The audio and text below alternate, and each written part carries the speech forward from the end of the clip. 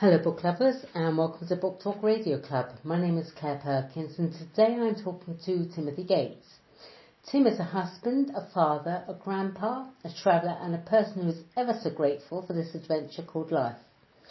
Tim's book, A Journey, an attempt and sometimes struggle at being real in this world, is a story of a person's profoundly diverse and undeservedly blessed 60 plus years of life on this planet.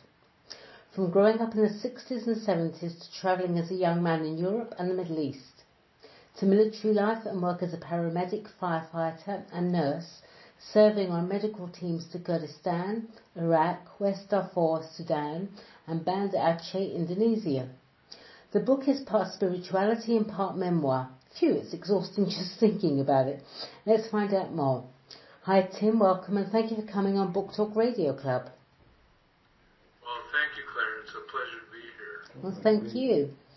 A Journey, an attempt and sometimes struggle at being real in this world. What a book. What was behind the decision for writing your memoir? Well, honestly, it was something I never ever thought I would do, and then suddenly it was all I wanted to do. Probably around 2013, I started looking over some old journals from the 70s and then one from maybe 2003 to 2005 and was thinking I should probably try to put something together that at least my wife and kids would have, and also about that time I read a book called Blue Like Jazz by Donald Miller, and it just it was a guy sharing about his faith journey, and it was interesting and it was compelling, and he was just a regular guy. And I thought, wow, I liked it. And I thought, well, maybe I could pull that off. Why not? Yeah. So why that particular title, and why the sometimes struggle at being real in the world? Well, A Journey was sort of life has been such a great journey and adventure. Along with it, so that was easy. The subtitle, part of the journey has been finding out that, probably the most important part of the journey, has been finding out that I could have a relationship with the creator of the universe. Right. Which was, but part of finding that out has also been discovering that in order to know and love God, that also means loving people, and that's not always easy. True. So it kind of takes some supernatural help. So I think probably that's the struggle part of it, is just trying to really, live out what I say I believe. You grew up in the 60s and 70s, well, same here. It was a whole different world then, no internet and no mobile phones.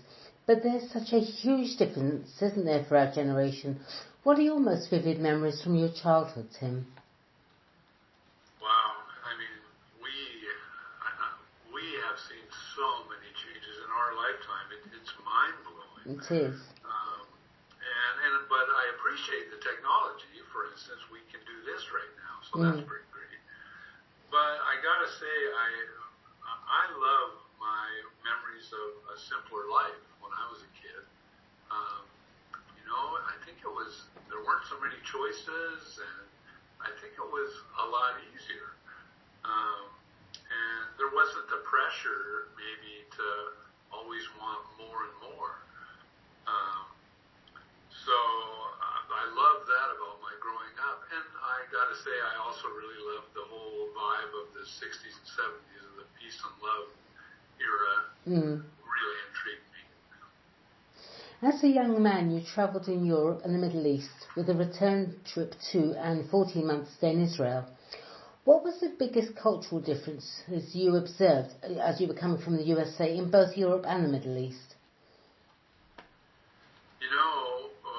I was a teenager and young adult, so a lot of what was going on was with some like-minded people, other young folks. So we really did have a lot more in common than we had, different. But at the same time, some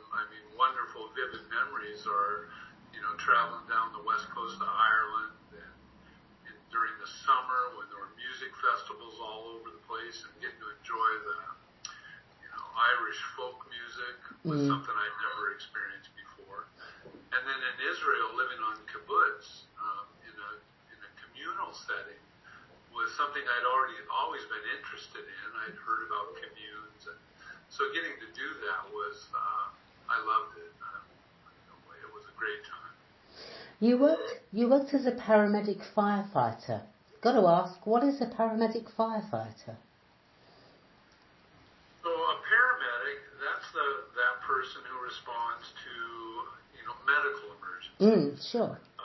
Here in the States, it's when you call 911. Yeah, same here in the UK when you call 999. I was just trying to figure out how you can be both a paramedic and a firefighter. Well, that's, it used to be, initially I was a paramedic with a private organization, Medic One. Then I worked for a hospital-based system.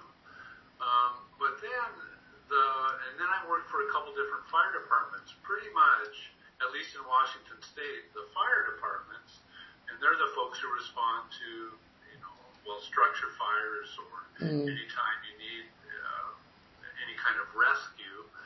They already had stations all over the place and personnel, so they brought on paramedics as well. So you had everybody working out of the same building, and we did both. We worked as firefighters and as paramedics. You also served on medical teams to Kurdistan, Iraq, West Darfur, Sudan and Banda Aceh, Indonesia. In what medical capacity did you serve in those places? Well, I was so privileged to be involved in an organization out of Portland, Oregon that provides medical and disaster relief all over the world. And I served as a nurse with that organization as a volunteer. Right. So people tend to have an idea in their heads about those places. What was it like there? How did the people react to you as a Westerner? Well, in Iraq, I was in the north of the country, in Iraqi Kurdistan, and that was 2003, just a couple months after the U.S. started sending troops into the country. And we were there working in the three major cities, Erbil and Soleimania and Duhok, and we were evaluating their nursing programs and seeing where they could use some help with some continuing education. In Sudan, that was during 2003, 2004. I was there in 2004 in West Darfur when they were having all the displaced people due to the Janjaweed. There were some government-backed forces that were kind of, burning people out of their villages and their homes, creating thousands of displaced people, probably a couple million. So we were providing medical clinics for those folks who had been displaced. Right. And then in Indonesia, it was after the tsunami, where I was working in Banda Aceh in the north of Sumatra. And in all cases, people were so incredibly grateful. Whether we were Westerners or not, they were just grateful to have the help. I understand you were at one point considering moving to Vietnam with your family, but decided against it. What happened there?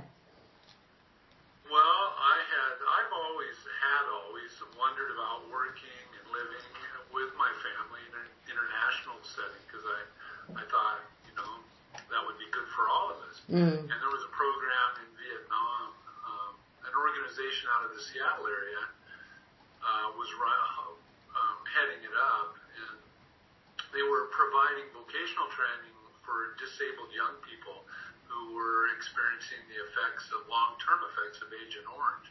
So I was pretty convinced that that's what we should be doing, and was trying to convince my wife of that. So we kind of argued and cried and prayed and argued some more. Finally, we took about 3 weeks with the kids and traveled the country and talked to the director of the program. And it was just a marvelous time. But during that time, we were able to decide that probably wasn't what was the plan for us, at that season of our life. When it was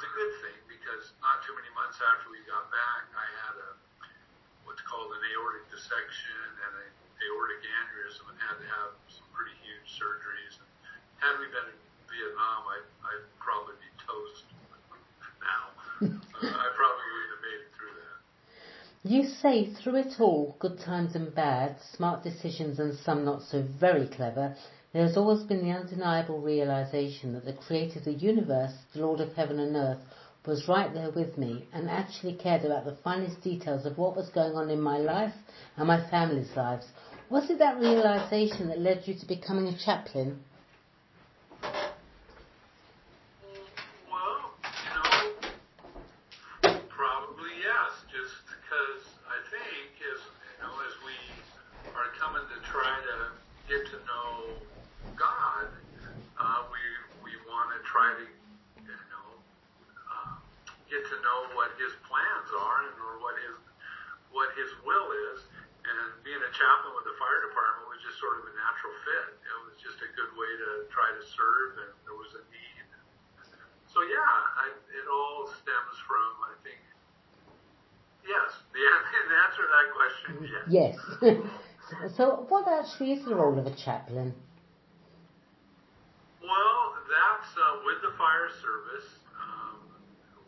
That's the guy or gal who just tries to support the family, the victims, or the families of victims, whether it's been a death or whatever devastating things happen. It's just a person to provide, to try to love on them, really. And you can help them with some practical resources, but really a lot of it is just being there.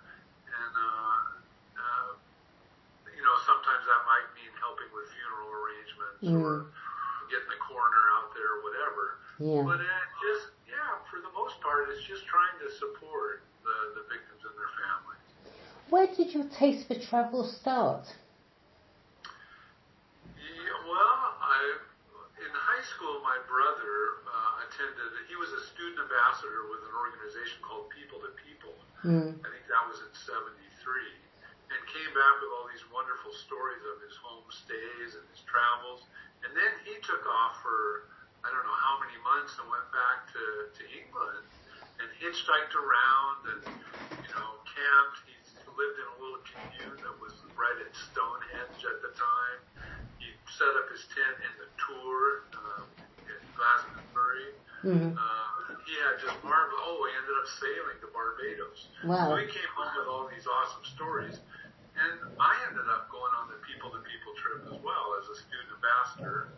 I went to all kinds of countries and stayed with families and came home, and here it was time to figure out, what I wanted to do for college, and really what I wanted to do was travel. So the next year I went back to Europe and ended up spending about a year in Europe and the Middle East. So, yeah. You settled now in the Pacific Northwest, and why there in particular after seeing so much of the world? It really is just an amazingly beautiful place. I mean, a nice day here is an amazing day. And it's green, and there's water, and there's mountains, and there aren't poisonous snakes. And, it's probably a lot like weather in England in some of the areas, but it's just an amazingly beautiful place to be. Not that I don't think about warm weather on occasion and the possibility of living somewhere a little warmer, but yeah, it's pretty nice. Yeah, it's the same here. I mean, to me, when it's a beautiful summer day here in England, you just can't beat it anywhere on earth. To me, that's just beautiful. But the trouble is, it doesn't happen that often. Right, that's how it is here. You have some wonderful reviews for a journey and attempt and sometimes struggle at being real in the world, of which you must be very proud, including What an Interesting Story about a Kind Man Navigating a Tumultuous World, and Great Story of Finding Self or Finding God. If you could change just one thing in the story of your hugely fascinating life, Tim, what would it be? Everything has just sort of led to where we are now. So I I'm so grateful for life just the way it is. Mm. And it's allowed for me to recognize some pretty incredible grace, in spite of my many foolish decisions in my lifetime, and I have experienced just some incredible grace in spite of that. But and having said that, there have been some decisions that have consequences and have had consequences for me and for people, other people I love. So, I don't know. Maybe if given the chance to reconsider some decisions along the way, I would. I'm not sure. Lastly, where can Book Talk Radio Club's listeners purchase your book? So it can be at Amazon, of course. Book Depository is another one, which actually is kind of neat because they send anywhere in the world. I think I sent a book to a friend in Israel, and it made it there just fine. But Barnes and Nobles, and for ebooks, iTunes and Google Play.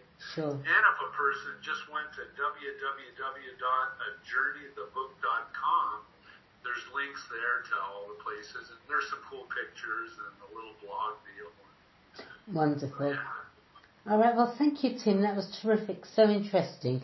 Please come back on Book Talk Radio Club again. I'd love to chat with you and hear more. In the meantime, good luck for the future, and thank you, everyone, for listening to Book Talk Radio Club. Thanks very much, Tim.